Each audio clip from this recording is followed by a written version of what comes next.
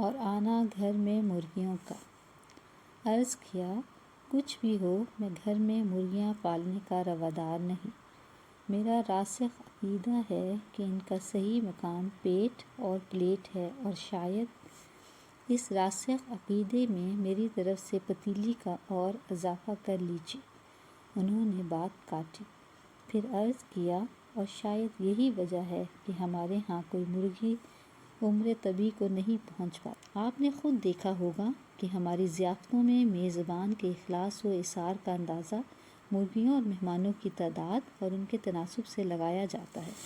فرمایا، یہ صحیح ہے کہ انسان روٹی پر ہی نہیں زندہ رہتا، اسے مرغ مسلم کی بھی خواہش ہوتی ہے۔ اگر آپ کا عقیدہ ہے کہ خدا نے مرغی کو محض انسان کے کھانے کے لیے پیدا کیا تو مجھے اس پر کیا اعتراض ہو سکتا ہے؟ صاحب، مرغی تو درکنار، میں تو انڈے کو بھی دنیا کی سب سے بڑی نعمت سمجھتا ہوں۔ تازہ خود کھائیے، گندے ہو جائیں تو ہوٹلوں اور سیاسی جلسوں کے لیے دگنے داموں بیچیے۔ یوں تو اس میں میرا مطلب ہے تازہ انڈے میں ہزاروں خوبیاں ایسی کہ ہر خوبی پہ دم نکلے، مگر سب سے بڑی خوبی یہ ہے کہ پہر سے پہر عورت کسی طرح بھی پکائے یقیناً مزیدار پکے گا۔ آملیٹ، نیم برش، تلا ہوا خاگینہ، حلوہ۔ اس کے بعد انہوں نے ایک نہایت پیچیدہ اور گنجلک تقریر کی، جس کا ماحصل یہ تھا کہ آملیٹ اور خاگینہ وغیرہ بگاڑنے کے لیے غیر معمولی سلیقہ اور صلاحیت درکار ہے، جو فی زمانہ مفقود ہے۔ اختلاف کی گنجائش نظر نہ آئی تو میں نے پہلو بچا کر وار کیا، یہ سب درست ہے، لیکن اگر مرغیاں کھانے پر اتر آئے تو ایک ہی ماہ میں دڑبے کے دڑبے صاف ہو جائیں گے۔ کہنے لگے، یہ نسل مٹائے نہیں مٹتی۔ جہاں تک اس جنس کا تعلق ہے 2 اور 2 4 نہیں بلکہ 40 ہوتے ہیں۔ یقین نہ آئے تو خود حساب کر کے دیکھ لیجئے۔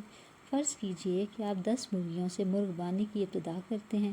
ایک اعلیٰ نسل کی مرغی سال میں اوسطاً 200 سے 250 تک انڈے دیتی ہے، لیکن آپ چونکہ فطرتاً قنوتی واقع ہوئے ہیں، اس لیے یہ مان لیتے ہیں کہ آپ کی مرغی 150 انڈے دے گی۔ میں نے ٹوکا، مگر میری قنوتیت کا مرغی کے انڈے دینے کی صلاحیت سے کیا تعلق؟ بولے، بھئی آپ تو قدم قدم پر الجھتے ہیں۔ قنوتی سے ایسا شخص مراد ہے جس کا یہ عقیدہ ہو کہ اللہ تعالیٰ نے انسان آنکھیں رونے کے لیے بنائی ہیں۔ خیر، اس کو جانے دیجیے۔ مطلب یہ کہ اس حساب سے پہلے سال میں 1,500 انڈے ہوں گے، اور دوسرے سال ان انڈوں سے جو مرغیاں نکلیں گی وہ 2,25,000 انڈے دیں گی، جن سے تیسرے سال اسی محتاط اندازے کے مطابق 3,37,50,000 چوزے نکلیں گے۔ بالکل سیدھا سا حساب ہے، مگر یہ سب کھائیں گی کیا؟ میں نے بے صبری سے پوچھا۔ ارشاد ہوا، مرغ اور ملا کی فکر تو اللہ میاں کو بھی نہیں ہوتی۔ اس کی خوبی یہی ہے کہ اپنا رزق آپ تلاش کرتا ہے۔ آپ پال کر تو دیکھیے، دانا دنکا، کیڑے مکوڑے، کنکر پتھر چگ کے اپنا پیٹ بھر لیں گے۔ پوچھا، اگر مرغیاں پالنا اس قدر آسان اور منافع بخش ہے تو آپ اپنی مرغیاں مجھے کیوں دینا چاہتے ہیں؟ فرمایا، یہ آپ نے پہلے ہی کیوں نہ پوچھ لیا؟ ناحق رد و قدح کی۔ آپ جانتے ہیں کہ میرا مکان پہلے ہی کس قدر مختصر ہے، آدھے میں ہم رہتے ہیں اور آدھے میں مرغیاں۔ اب مشکل کی آپ پڑی ہے کہ کل کچھ سسرالی عزیز چھٹیاں گزارنے آ رہے ہیں اس لیے، اور دوسرے دن ان کے نصف مکان میں سسرالی عزیز اور ہمارے گھر میں مرغیاں آ گئیں۔ اب اس کو میری سادہ لوہی لیجئے، کہیے یا خلوص نیت کہ شروع میں میرا خیال تھا کہ انسان محبت کا بھوکا ہے اور جانور اس واسطے پالتا ہے کہ اپنے مالک کو پہچانے اور اس کا حکم بجا لائے۔ گھوڑا اپنے سوار کا آسن اور ہاتھی اپنی مہاوت کا آنکس پہچانتا ہے۔ کتا اپنے مالک کو دیکھتے ہی دم ہلانے لگتا ہے، جس سے مالک کو روحانی خوشی ہوتی ہے۔ سانپ بھی سپیرے سے ہل جاتا ہے، لیکن مرغیاں، میں نے آج تک کوئی مرغی ایسی نہیں دیکھی جو مرغے کے سوا کسی اور کو پہچانے، اور نہ ایسا مرغ نظر سے گزرا ہو جس کو اپنے پرائے کی تمیز ہو۔ مہینوں ان کی داشت اور سنبھال کیجیے، برسوں ہتھیلیوں پر چگائیے، لیکن کیا مجال کہ آپ سے ذرا بھی مانوس ہو جائیں۔ میرا مطلب یہ نہیں ہے کہ میں امید لگائے بیٹھا تھا کہ میرے دہلیز پر قدم رکھتے ہی مرغ اس سرکس کے طوطے کی مانند توپ چلا کر سلامی دیں گے، یا چوزے میرے پاؤں میں وفادار کتے کی طرح لوٹیں گے، اور مرغیاں اپنے اپنے انڈے سپردم بطوما یا خویش را کہتی ہوئی مجھے سونپ کر الٹے قدموں میں واپس چلے جائیں۔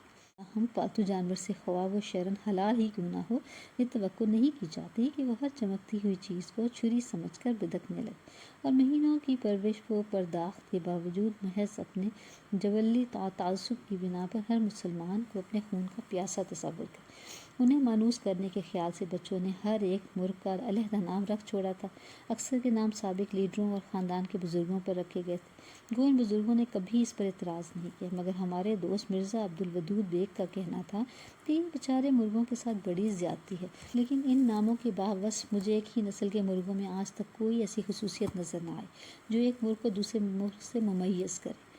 سچ تو یہ ہے کہ مجھے سب مرغ نوزائیدہ بچے اور سکھ ایک جیسی شکل کے نظر آتے ہیں۔ انہیں دیکھ کر اپنی بنائی اور حافظے پر شبہ ہونے لگتا ہے۔ ممکن ہے کہ ان کی شناخت و تشخص کے لیے خاص مہارت و ملکہ درکار ہو، جس کی خود میں تاب نہ پا کر اپنے حواس خمسہ سے مایوس ہو جاتا ہوں۔ ایک عام خوش فہمی جس میں تعلیم یافتہ اصحاب العموم اور اردو شعراء بالخصوص عرصے سے مبتلا ہیں، یہ ہے کہ مرغ اور ملا صرف صبح اذان دیتے ہیں۔ 18 مہینے اپنی عادات و خصائل کا بغور مطالعہ کرنے کے بعد اس نتیجے پر پہنچا ہوں کہ یا تو میں جان بوجھ کر عین اس وقت سوتا ہوں جو قدرت نے مرغ کے اذان دینے کے لیے مقرر کیا ہے، یا یہ ادبدا کر اس وقت اذان دیتا ہے جب خدا کے گناہ گار بندے خواب غفلت میں پڑے ہوئے ہیں۔ بہر صورت ہمارے محبوب ترین اوقات اتوار کی صبح اور سحپہر ہیں۔ آج بھی چھوٹے قصبوں میں کثرت سے ایسے خوش عقیدہ حضرات مل جائیں گے جن کا ایمان ہے کہ مرغ بانگ نہ دے تو پو نہیں پھٹتے، لہٰذا کفایت شار لوگ الارم والی ٹائم پیس خریدنے کی بجائے مرغ پال لیتے ہیں تاکہ ہمسایوں کو سیر خیزی کی عادت رہے۔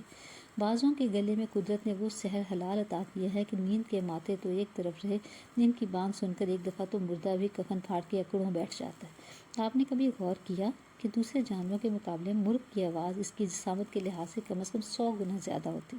میرا خیال ہے کہ اگر گھوڑے کی آواز بھی اسی تناسب سے بنائی گئی ہوتی تو تاریخی جنگوں میں توپ چلانے کی ضرورت پیش نہ آتی۔ اب یہاں یہ سوال کیا جاتا ہے کہ آخر مرغ اذان کیوں دیتا ہے؟ ہم پرندوں کی نفسیات کے ماہر نہیں، البتہ معتبر بزرگوں سے سنتے چلے آئے ہیں کہ صبح دم چڑیوں کا چہچہانا اور مرغ کی اذان دراصل عبادت ہے۔ لہٰذا جب مرزا عبدالودود بیگ نے ہم سے پوچھا کہ مرغ اذان کیوں دیتا ہے تو ہم نے سیدھے بھاؤ یہی جواب دیا کہ اپنے رب کی حمد و ثنا کرتا ہے۔ کہنے لگے، صاحب اگر یہ جانور واقعی عبادت گزار ہے تو مولوی سے اتنے شوق سے کیوں کھاتے ہیں؟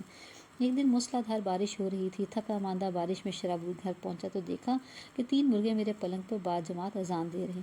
سفید چادر پر جا بجا پنجوں کے تازہ نشان تھے، البتہ میری قبل از وقت واپسی کے سبب جہاں جہاں جگہ خالی رہ گئی تھی وہاں سفید دھبے نہایت بدنما معلوم ہو رہے۔ میں نے ذرا درستی سے سوال کیا، آخر یہ گلا پھاڑ پھاڑ کے کیوں چیخ رہے ہیں؟ بولی، آپ خواہ الرجک ہیں، یہ بیچارے چونچ بھی کھولیں تو آپ سمجھتے ہیں کہ مجھے چڑھا رہے ہیں۔ میرے صبر کا پیمانہ لبریز ہو گیا۔ دل نے کہا، بس بہت ہو چکا، آؤ آج 2 ٹوک فیصلہ ہو جائے، اس گھر میں یا تو اب یہ رہیں گے یا میں۔ میں نے پھر بھر کر کہا۔ ان کی آنکھوں میں سچ مچ آنسو بھر آئے، ہراساں ہو کر کہنے لگی، می برستے میں آپ کہاں جائیں گے؟ اس جنس کے بارے میں ایک مایوس کن انکشاف یہ بھی ہوا ہے، خواہ آپ موتی چگ جائیں، خواہ سونے کا نوالا کھلائیں، مگر اس کیڑے مکوڑے، جھینگر، بھنگے، چیونٹے اور کیچوے کھانے سے باز نہیں رہ سکتے، اور میں یہ باور کرانے کے لیے تیار نہیں کہ اس کا اثر و نفوذ انڈے میں نہ ہو۔ پھر موپسا کے ایک افسانے کا ہیرو اگر یہ دعویٰ کرے کہ وہ زردی کے بو سے یہ بتا سکتا ہے کہ مرغی نے کیا کھایا تھا تو اچنبھے کی بات نہیں۔ خود ہمارے ہاں ایسے لائق قیافہ شناس دال روٹی پر جی رہے ہیں جو ذرا سی بوٹی چکھ کے نہ صرف بکری کے چارے کا بلکہ چال چلن کا بھی مفصل حال بتا سکتے ہیں۔ آپ نے سنا ہوگا کہ کھلی اور بھوسے کی خاصیت اور چپائیوں کی خصلت کے پیش نظر بعض نفاست پسند والیان ریاست اس بات کا بڑا خاص خیال رکھتے ہیں کہ جن بھینسوں کے دودھ کی بلائی ان کے دسترخوان پر آئے ان کو صبح شام بادام اور پستے کھلائے جائیں تاکہ اس کا اصل ذائقہ اور مہک بدل جائے۔ اس سے ظاہر ہوتا ہے کہ اس زمانے میں عمدہ دودھ کی خوبی یہ تھی کہ اسے پی کر کوئی یہ نہ کہہ سکے کہ یہ دودھ ہے۔ ایک اور سنگین غلط فہمی جس میں خواص و عام مبتلا ہیں، جس کا ازالے میں رفاہ عام کے لیے نہایت ضروری خیال کرتا ہوں، کہ یہ ہے کہ مرغیاں دڑبے اور ٹاپے میں رہتی ہیں۔ میرے 1.5 سال کے مختصر مگر بھرپور تجربے کا نچوڑ یہ ہے کہ مرغیاں دڑبے کے سوا ہر جگہ نظر آتی ہیں، اور جہاں نظر نہ آئیں وہاں اپنے ورد و نزول کا ناقابل تردید ثبوت چھوڑ جاتی ہیں۔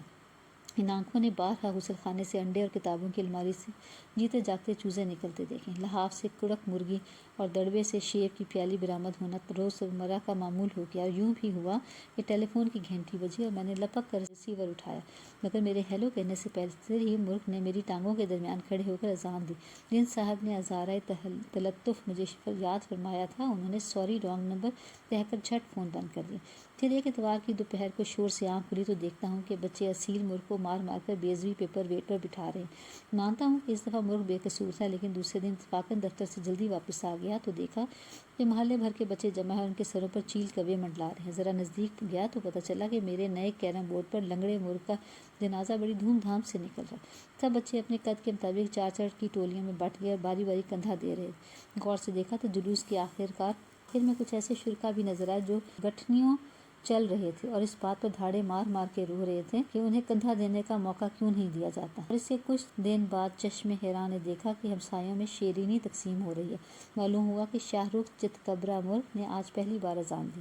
میں نے اس فضول خرچی پر ڈانٹا تو میرا تردد رفع کرنے کی خاطر مجھے مطلع کیا گیا کہ خالی بوتلیں میرے پہلے ناول کا مسودہ اور اسناد کا پرندہ جو بقول ان کے درس برس سے بیکار پڑا تھا، ردی والے کو اچھے داموں بیچ کر یہ تقریب بنائی جا رہی۔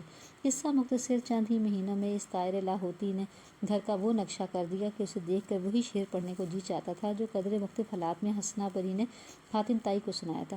یہ گھر جو کہ میرا ہے تیرا نہیں، یہ گھر جو کہ میرا ہے تیرا نہیں، پر اب گھر یہ تیرا ہے میرا نہیں۔ اب گھر اچھا خاصا پولٹری فارم مرغی خانہ معلوم ہوتا تھا۔ فرق صرف اتنا تھا کہ پولٹری فارم میں عام طور سے اتنے آدمیوں کے رہنے کی اجازت نہیں ہوتی۔ جو حضرات علام دینوی سے عاجز و پریشان رہتے ہیں ان کو میرا مخلصانہ مشورہ ہے کہ مرغیاں پال لیں، پھر اس کے بعد پردہ غیب سے کچھ ایسے نئے مسائل اور فتنے خود بخود اٹھ کھڑے ہوں گے کہ انہیں اپنی گزشتہ زندگی جنت کا نمونہ معلوم ہوگی۔ یہ سلسلہ چل ہی رہا تھا کہ ادھر ایک تشویشناک صورتحال رونما ہوئی کہ ایک مرغ کٹ کھنا ہو گیا۔ پہلے تو یہ ہوا کرتا تھا کہ جب بچوں کو تماشا دیکھنا منظور ہوتا تو 2 مرغوں کے منہ پر توے کی کلونس لگا کر کھانے کی میز پر چھوڑ دیتے اور لڑائی کے بعد میز پوش کے داغ دھبوں کو ربڑ سے مٹانے کی کوشش کرتے۔ لیکن اب کسی اہتمام کی ضرورت نہ رہی، کیونکہ وہ دن بھر پڑوسیوں کے مرغوں سے فی سبیل اللہ لڑتا اور شام کو مجھے لڑاتا تھا۔ یہاں یہ بتانا شاید بے محل نہ ہوگا کہ مرغ کی مشاغل و فرائض منصبی کے بارے میں میرا اب تصور یہ ہے۔ مرغا وہ جو مرغیوں میں کھیلے، نہ کہ مرغوں میں جا کے ڈنڈ پیلے۔ معاملہ ہم جنس تک ہی رہتا تو غنیمت تھا، لیکن اب تو یہ ظالم مرغیوں سے زیادہ آنے جانے والوں پر نظر رکھنے لگا۔ مرزا عبدالودود سے میں نے ایک دفعہ تذکرہ کیا تو کہنے لگے، کیا بات ہے، ہم پر تو ذرا نہیں لپکتا۔ ان کے جانے کے بعد راقم الحروف قدم آئینہ سے کے سامنے دیر تک کھڑا رہا، لیکن عکس میں بظاہر کوئی ایسی بات نظر نہ آئی جسے دیکھتے ہی کسی امن پسند جانور کی آنکھوں میں خون اتر آئے۔ بہرحال جب پڑوسیوں کی شکایتیں بڑھیں تو ایک مشہور مرغ باز سے رجوع کیا۔ اس نے کہا، قدرت نے اس پرند کو ہر لحاظ سے ہری چگ بنایا ہے اور یہ مرغ غالباً اس لیے کٹ کھنا ہو گیا ہے کہ آپ نے اسے بچا کچا گوشت کھلا دیا۔ میں نے گھر پہنچ کر تشخیص سے آگاہ کیا تو کہنے لگی، توبہ، اب ہم اتنے بھی برے نہیں کہ ہمارا جھوٹا کھا کے اس منحوس کا یہ حال ہو جائے۔ افتاد طبع کے اعتبار سے میں گوشہ نشین واقع ہوا ہوں، اگر یہ مرغیاں نہ ہوتیں تو محلے میں مجھے کوئی نہ جانتا۔ ان دنوں ڈربے والا مکان اس علاقے میں ایک روشن مینار کی حیثیت رکھتا تھا، جس کے حوالے سے ہمسائے اپنے گمنام کوٹھیوں کا پتہ بتاتے تھے۔ انہی کے توسل سے ہمسائیوں سے تعارف اور تعلق ہوا، انہی کی وزارت بہت سی دور رست اور دیر پا رنجشوں کی بنیاد پڑی۔ شمعون صاحب اس لیے دعوت ہوئی کہ میری مرغی ان کے گلاب کی پوت کھا گئی تھی، اور ہارون صاحب سے اس واسطے بگاڑ ہوا کہ ان کا کتا اس مرغی کو کھا گیا۔ دونوں مجھی سے خفا تھے، حالانکہ منطق اور انصاف کا تقاضا یہ ہے کہ دونوں حضرات اس قضیے کو آپس میں بالا ہی بالا طے کر لیتے۔ اور جس دن خلیل منزل والے ایک قوی ہیکل لائٹ 6 مرغا کہیں سے آئے تو ہمارے دربوں میں گویا ہلچل مچ گئی۔ جب وہ گردن پھیلا کر اذان دیتا تو مرغیاں تڑپ کر ہی رہ جاتی۔ خود خلیل صاحب نے اسے دیکھ کر پھولے نہ سماتے۔ حالانکہ میرا ناقص رائے میں کسی مرغ کو دیکھ کر اس قدر خوش ہونے کا حق صرف مرغیوں کو پہنچتا ہے۔ میں تو اسی وجہ سے اپنے سے بہتر نسل کا جانور پالنے کے خلاف ہوں۔ بہرحال یہ اپنے ظرف اور ذوق کا سوال ہے، جسے مجھے فی الحال کوئی سروکار نہیں۔ یہ کہہ یہ رہا تھا کہ جس روز سے اس کا ہمارا یہاں آنا جانا ہوا، مجھے اپنے تعلقات خراب ہوتے نظر آئے۔ آخری ایک دن اس نے ہماری بقولی سیاہ منار کا مرغی کی آنکھ پھوڑ دی۔ رات بھر اپنی تقریر کی ریہرسل کرنے کے بعد میں دوسرے دن خلیل صاحب کو ڈانٹنے گیا۔ جس وقت میں پہنچا تو اپنی ہتھیلی پر ایک انڈا رکھے حاضرین کو اس طرح اترا کر دکھا رہے تھے جیسے وہ ان کی ذاتی محنت اور صبر کا پھل۔ ملاقات کی روداد درج ذیل ہے۔ میں نے اپنا تعارف کراتے ہوئے کہا، میں دربے والے مکان میں رہتا ہوں۔ بولے، کوئی حرج نہیں۔ میں نے کہا، کل آپ کے مرغے نے میری مرغی کی آنکھ پھوڑ دی۔ فرمایا، اطلاق کا شکریہ، دائیں یا بائیں؟ حافظے پر بہت زور دیا مگر کچھ یاد نہ آیا کہ کون سی تھی۔ اس سے کیا فرق پڑتا ہے؟ میں نے جھنجھلا کر کہا۔ کہنے لگے، آپ کے نزدیک دائیں بائیں میں کوئی فرق نہیں ہوتا، مگر یہ غلط بات ہے۔ میں نے اصل واقعے کی طرف توجہ دلائی۔ جی ہاں، صریحاً غلط بات ہے، اس لیے کہ آپ کی مرغی دوگلی ہے اور آپ کا مرغا ہنس راج ہے۔ میں نے بات کاٹی، تڑپ کر بولے، آپ مجھے برا بھلا کہہ لیجیے، مرغ تک کیوں جاتے ہیں ذرا دم لے کر، لیکن قبلہ اگر وہ آج راج ہنس نہیں ہے تو آپ کی مرغی یہاں کیوں آئی؟ آخر جانور ہی تو ہے، انسان تو نہیں جو منہ باندھے پڑا رہے۔ میں نے سمجھایا۔ ارشاد ہوا، آپ اپنی پدمنی کو باندھ کے نہیں رکھ سکتے تو بندہ بھی اس کی چونچ پر غلاف چڑھانے سے رہا۔ غرض کہ ظلم و زیادتی کے خلاف جب بھی آواز اٹھائی اس طرح اپنی رہی صحیح اوقات خراب کرے۔ اگرچہ بارہا رانی کھیت کی وبا آئی اور آن کی آن میں دڑبے کے دڑبے صاف کر گئی، لیکن اللہ کی رحمت سے ہماری مرغیاں ہر دفعہ محفوظ رہیں، مگر آئے دن کی رکاوٹیں اور رنجشیں رانی کھیت سے کہیں زیادہ جان لیوا ثابت ہوئیں، اور قضیہ رفتہ رفتہ یوں طے ہوا کہ کچھ مرغیاں تو پڑوسیوں کے کتے کھا گئے اور جو ان سے بچ گئیں ان کو پڑوسی خود کھا گئے۔ اللہ بس باقی